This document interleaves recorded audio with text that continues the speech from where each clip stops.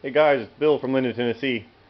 So I called my buddy Bill Ritchie up at HPEVS out there in California, uh, and he's helped me out with some other motor problems in the past, and he's the friend that I phoned, and again he was a lot of help to me.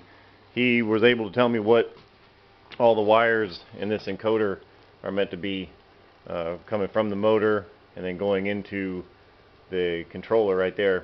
And it turns out that this yellow wire right here and that brown wire right there, the yellow wire is the temperature and the brown wire is an encoder. Those two are switched. That really explains all the erratic signals that I was getting and why it didn't work the way it was supposed to. So now let's see what it does. Power on.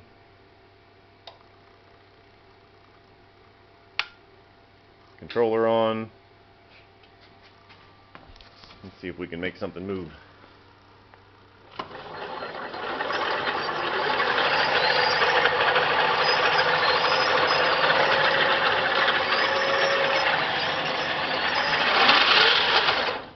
You see the regen too. So it's pretty significant regen. I'm probably going to crank that up even more as time goes on. That way you get the quote-unquote one pedal driving, which is a pretty neat thing if you've ever driven an electric car. But it'll be really nice with this.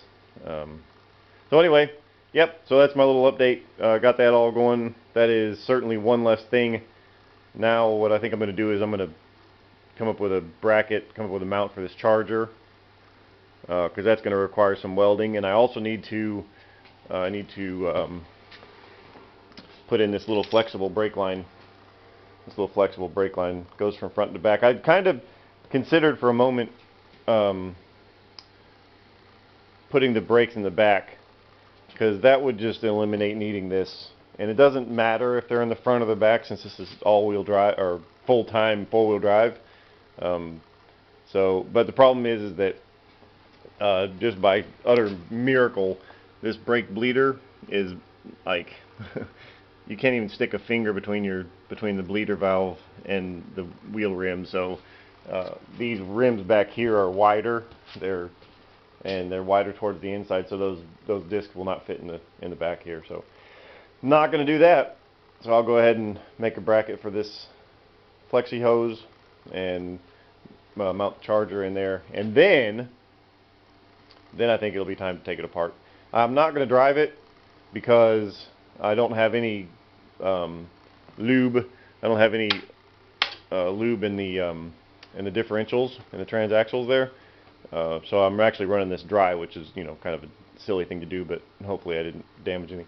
And I don't want to put anything in there because if you go back to a lot of videos ago, where this drive shaft goes into the transmission, the only thing that's holding the drive shaft to the input shaft of the transmission is this coupler, and so it's just a tight friction fit, and it's probably not good enough. I'd much rather have a keyway in there, and this is slotted. This shaft is slotted for a keyway, so I'm going to take this apart and I'm going to get this input shaft out of here. It's hardened, so I may need to order some carbide bits or something like that for the end mill, so I can keyway that shaft. But I think that's very important because I don't want it to slip. Anyway, so there you go.